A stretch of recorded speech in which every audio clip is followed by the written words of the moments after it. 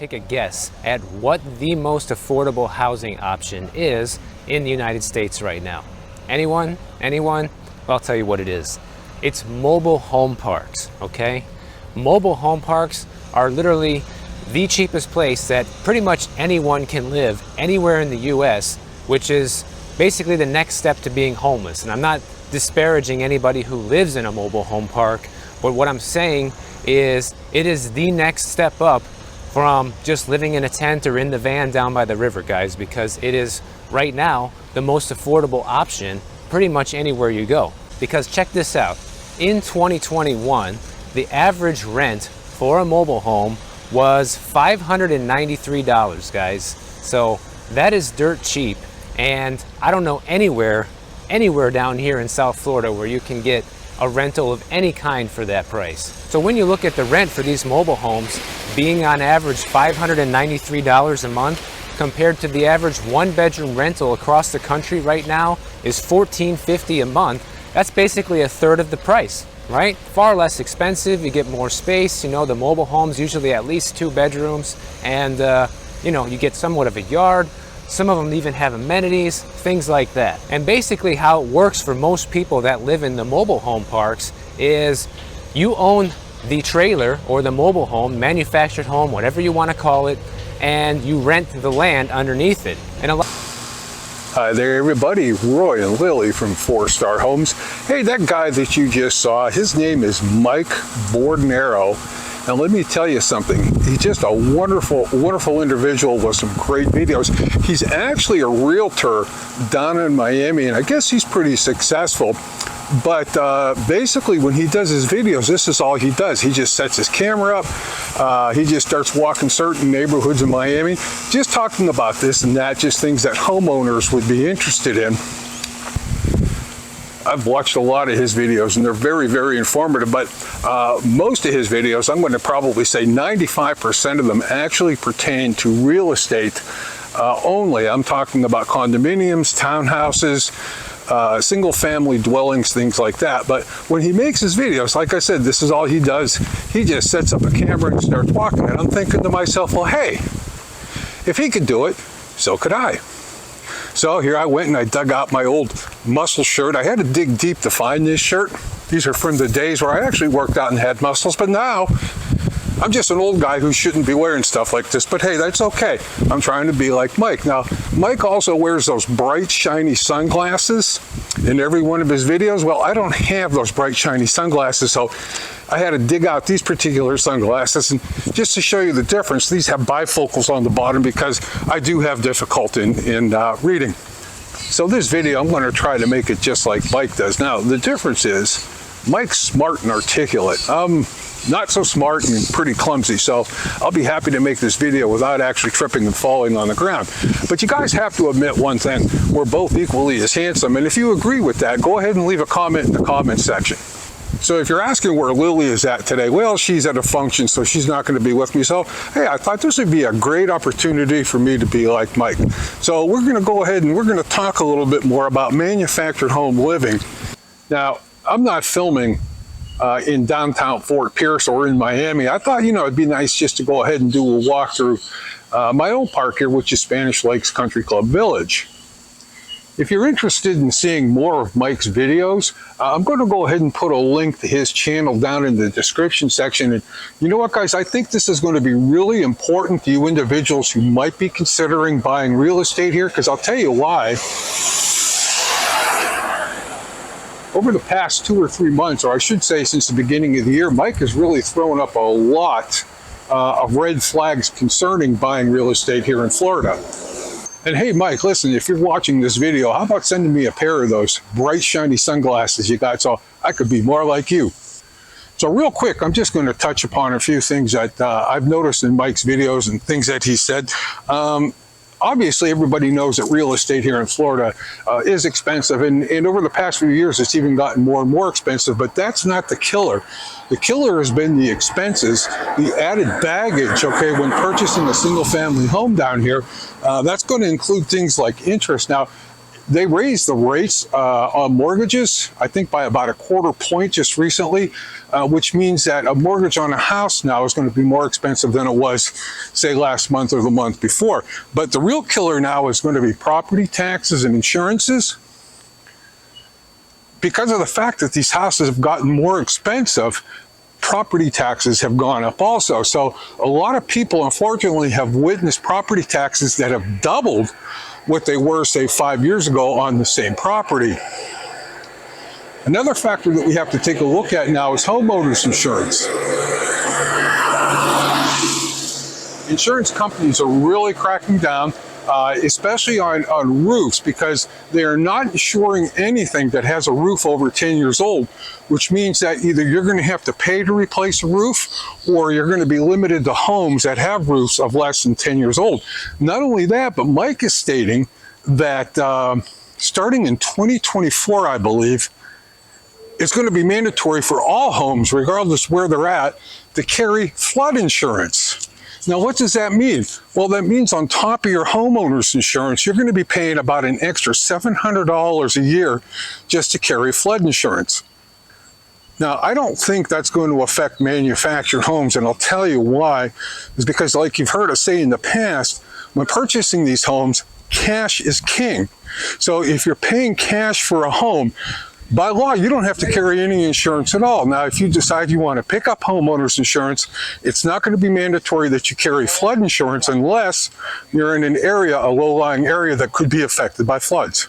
You know, 9 years ago, when I moved here to Country Club Village, I seriously considered purchasing a single-family home. But when I sat down and put pen to paper, I couldn't make the numbers work out as well or as cheap as I'm paying here.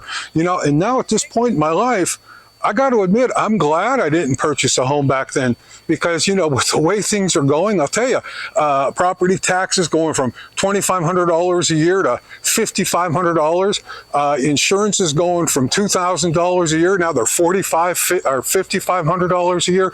I mean, it's absolutely crazy. And to be truthful with you, if I had purchased that house back then and this stuff was happening to me, I don't think I'd be able to handle it financially and probably end up being forced to sell. Now, I'm not stating that Lily and I are poor. We're not poor by any sense of the means, but what I'm saying is that we're just pretty average as far as our income, you know, basically like a lot of you guys are. So yeah, they're going to be raising my lot rent here by $40 for the upcoming year. That's going to be starting this month in April. But you know what? That's the least of my worries, you know, compared to other things like food and, you know, just general things like that. So, you know, even by paying that $40 a month, my expenses are set. You know, each month that I live here, there's really no surprises. I know exactly what's coming. So now, when Mike was talking about manufactured home living, I think he was actually appealing to the masses and not directly to you individuals who are considering this is an alternative, okay, to retirement versus those high real estate prices. So the whole question is, how low can you go on a monthly income before it does not become feasible to move here to Florida? So let's go ahead and discuss a few things. If you're already ready to retire, or if you're close to retirement and you've been looking at things, you probably already know that the income that you're going to have is going to be less than what you were making when you were employed. And right now, I'm walking our private golf course. I'm coming up on the first green here, and I got to keep looking behind me to make sure I don't get boinked with a golf ball. And I'm pretty sure this isn't a problem that Mike has to worry about. But anyway, back on subject here. There's two types of people that I generally talk to who are interested in manufactured homes as an alternative for a retirement. And the first person I talk to are people, just basic, general, everyday people. They do have some assets to buy a house cash, $40,000, $50,000, $60,000, $70,000, maybe $80,000. Every individual is going to be different. And the second type of individual that I talk to, these are individuals who have just ginormous assets in the bank. I mean, hundreds and hundreds of thousands of dollars. Now, you might be asking yourself, well, gee, why would an individual like that be interested in purchasing a manufactured home when they can just go ahead and buy a standard, regular single-family home? Well, the answer is kind of simple. Just because they have the money doesn't mean that they have to spend the money. So if they have, like, say, for example, $500,000 in the bank, that doesn't obligate them to spend the $500,000 on a home and have all the baggage that's going to go with it. An individual like that might be more interested in purchasing a manufactured home in a resident-owned park and just having very low HOAs as an expense. Typically, they can get into a house like that for $150,000, $160,000, $170,000, maybe $180,000. Spend your money for that. You own the home, you own the land, and you still have a bank account full of money to do whatever you want with.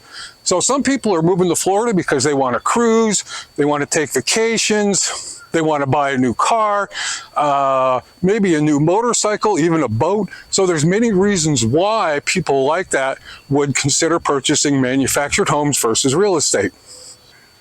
So what's the difference between what Mike does and what I do? So let me give you an example. Let's say you called up Mike and you said, hey, Mike, listen, I found a house for $350,000. I got $60,000 to put down on it with a monthly income of only $2,500.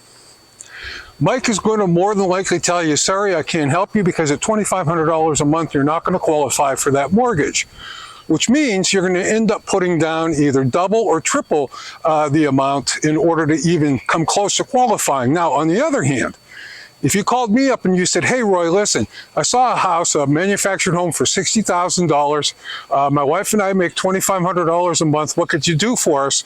The answer is no problem. I can get you into it. You know, so the point I'm trying to make here is that when you're working with Mike, there's going to be limitations to what he could do. You know, on the same token, there are going to be limitations to what I could do for people. So let's continue with this. Okay, let's say that you called me up and said, hey, listen, we want to buy a manufactured home and our monthly income is going to be $6,000 a month. Well, that's great because according to Mike, and I agree with this, you should set aside 30% of your monthly income for housing. So if you're making $6,000 a month, that's $1,800 a month that you could set aside, you know, for a manufactured home.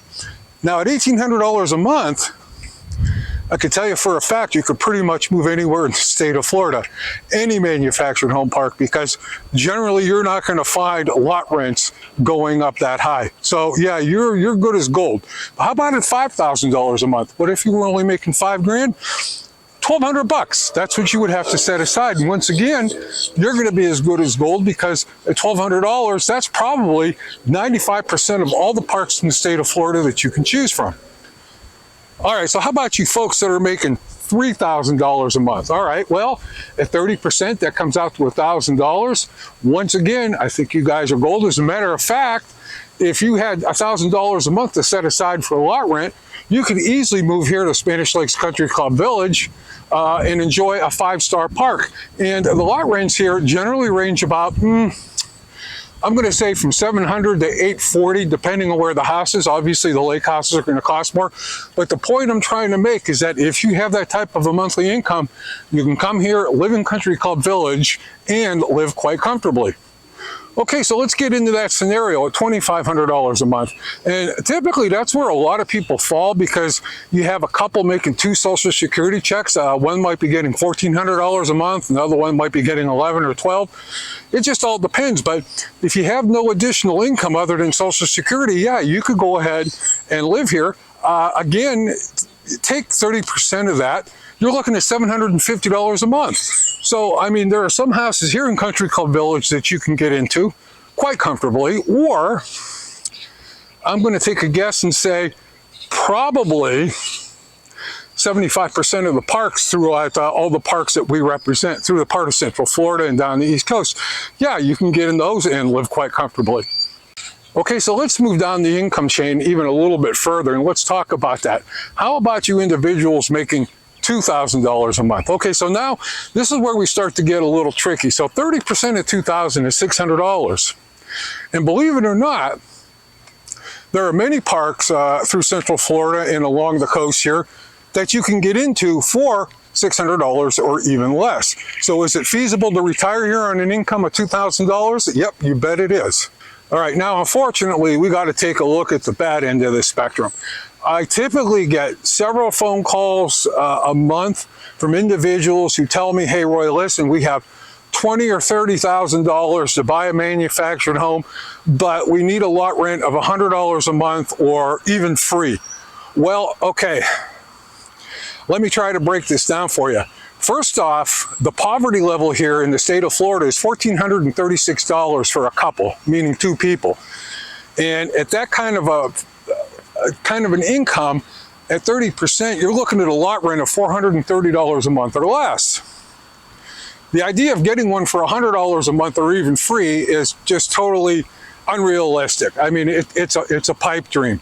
At $430, yeah, I think you could get into a manufactured home park. There are manufactured homes in those price ranges, and I know there are parks in those price ranges too, but at that point in time, you got to be very careful, because a lot of times when you start getting into these lot rents of $200, $300, or even close to $400 a month, you're not moving into a nice retirement community. You're moving into more of a stereotype trailer park that you see a lot on TV. I mean, we have to be realistic here, folks. I mean, you know, if I was a mobile home park owner and I was only charging $100 a month, and let's say I had 20 homes in my park, $2,000 a month, or even at $200 for each home, $4,000 a month, I don't think that would barely cover the land taxes, the utilities, the infrastructure, and all the other expenses needed to maintain the park. So if you came along and said to me, hey, Roy, we want to buy your park and we're going to give you $600,000 for it, you better bet your bippy I'm going to sell it, and I could pretty much guarantee that after you buy it, you're going to go ahead and raise that lot rent to a more respectable rate. I don't know of any place in the country where you could go rent anything for $100 a month. I mean, I think even, you know, storage places, you know, where you store your old furniture and stuff like that, I think they even run that much, if not more. So here's the biggest difference, okay? You know, if you're making $2,000 or more as a monthly income and you want to retire to Florida, I really think that's quite feasible. However, if you're in those really low income ranges, guys, you're not looking for affordable retirements here. What you're looking for is low income housing. And unfortunately, that is not something that Lily and I provide. That is something you would have to go to the government for, you know, to get something like HUD and things like that. So, you know, again, I hate to be the bearer of bad news, but again, I still get phone calls from people, you know, just telling me they make $700 a month or $1,000 a month. And, you know, again, it's just not feasible to come here to Florida on that type of an income. You know, if you have any questions or opinions or remarks about something like this, please leave them in the comment section, because, you know, we always read every comment that's posted down there. So again, I hope nobody found this video to be offensive, but I just felt it's time, you know, to really tell the truth, guys. You know, if you're in those lower price ranges or those lower income ranges, you really need to reconsider moving here to Florida, because again, there's just nothing that Lily and I can do to help you. You know, so to conclude this video, I mean, I still feel that manufactured home living is still the most affordable way to retire to Florida, especially if you do have a smaller income. But again, everybody, there's limits to what anybody can do. All right, so I kind of enjoyed being like Mike here. I hope you guys found this video to be somewhat informative. We'll see how it turns out when I get it on the computer. Lily will be with us on the next video, so until then, we'll see you guys later. Bye-bye.